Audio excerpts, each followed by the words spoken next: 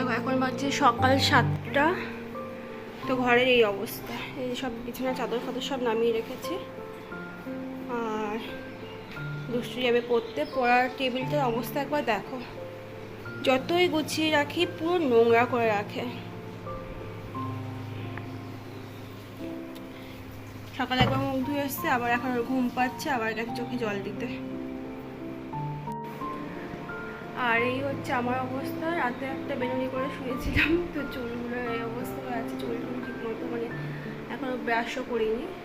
আগে ঘরটা ঠিক করা, বেরিয়ে গেলে ঘরটাকে ঝাড় ফাড় দিয়ে ঠিক করি, তারপরে ব্রাশ ফ্রাশ সব কিছু করবো। তো চলো পরে দেখা হচ্ছে। তো দেখো এখন বাজছে 7টা 20, আমার একটা ঘর গোছানো কিন্তু কমপ্লিট। চলো দেখাই ঘরটা আগে তো কেমন ছিল দেখিয়েছি। আর বই টইগুলো সব গুছিয়ে রেখেছি। মিলে বাচ্চা শুয়ে আছে, চাদর চেঞ্জ করা হয়ে গেছে।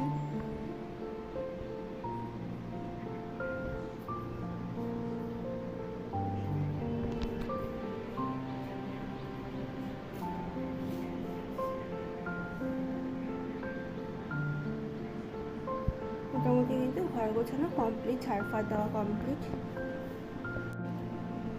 তো আমার অবস্থা কিন্তু সেমই আছে। এখন আমি নিজে একটু মানে ব্রাশ ফ্রাশ করবো, ফ্রেশ হবো। চট করে দেখা হচ্ছে।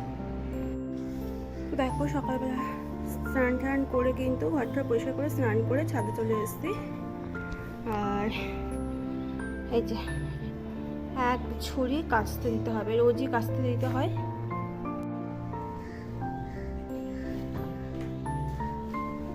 বিছানা চাদরই বেশি আছে, 3টে বিছানার চাদর।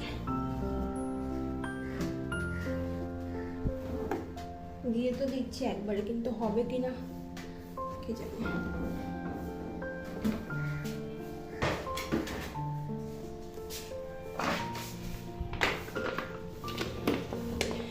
আমি তো এই সার্ফ এক্সেল এটা ইউজ করি, খুব ভালো কিন্তু পরিষ্কার হয়, আর স্মেলটাও খুব ভালো হয়। এখন দেখছি এই গাছগুলোই সবচেয়ে ভালো, ওর নিজের মন মতো হয়ে যাচ্ছে, যেখানে ইচ্ছে ও সেখানেই হয়ে যাচ্ছে। আর খুব সুন্দর ফুল দিচ্ছে, কিন্তু কারোর বাধা নিষেধ কিচ্ছু মানছে না। তো দেখো হাওয়াটাও খুব সুন্দর দিচ্ছে।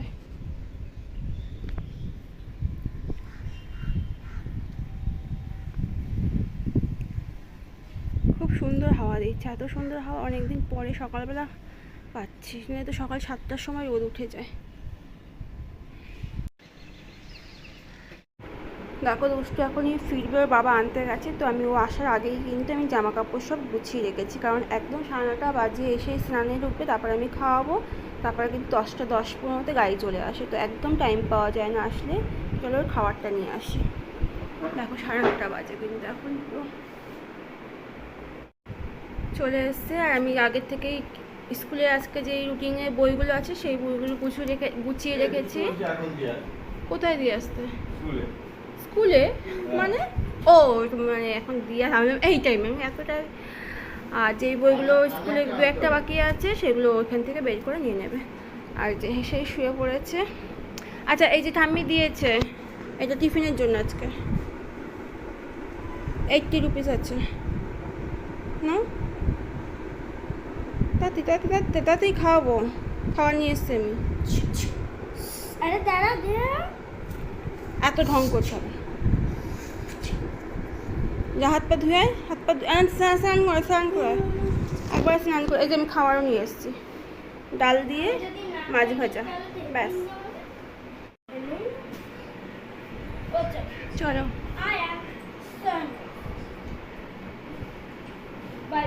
Bye bye. সব কিছু ঠিকঠাকভাবে নিয়ে আসিস, ঠিক আছে?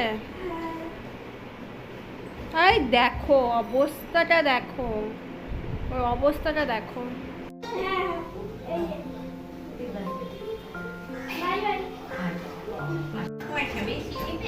না না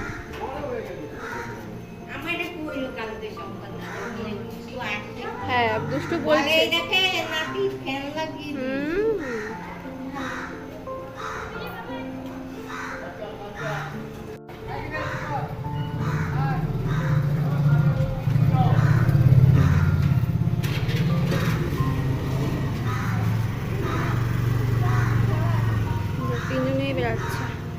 বাবা চলে যাচ্ছে স্কুলে, আর মার হাতে একটু চোট পেয়েছে, তো তার জন্য মা যাচ্ছে ডাক্তারের কাছে ওষুধ আনতে। আমি বলেই একটু ওষুধ নিয়ে আসবো।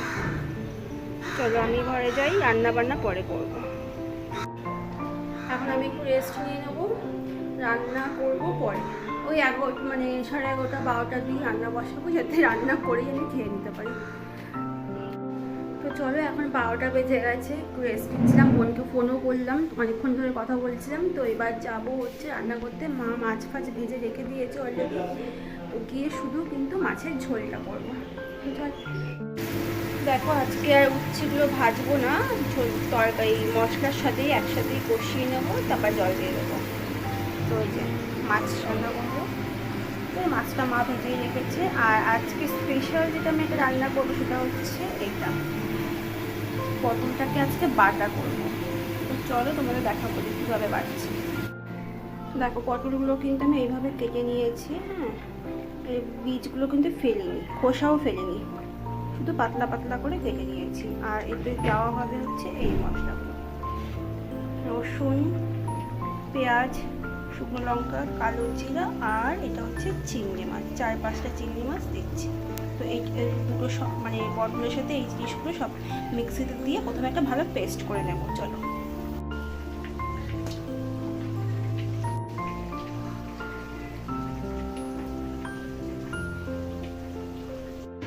দেখো, কড়াইতে তেলটা গরম করতে দিয়ে দিয়েছি, এর মধ্যেই কিন্তু বেটে রাখা পটলটা দিয়ে দেবো।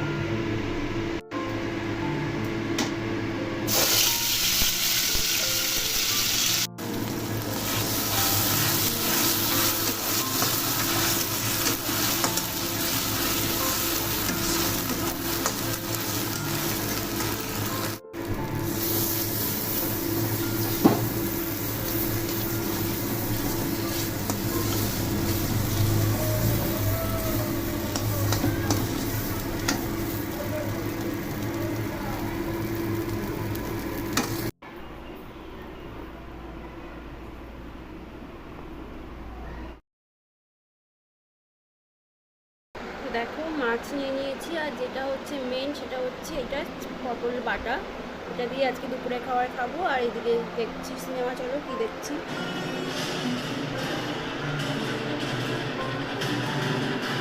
সেলফি, ভীষণ ভালো লাগলো সিনেমাটা, একটু অন্যরকম কিন্তু খুব সুন্দর লাগলো।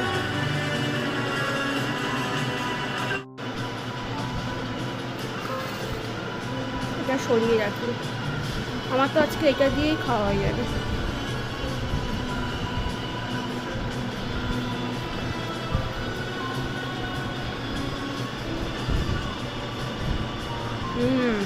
দারুণ হয়েছে।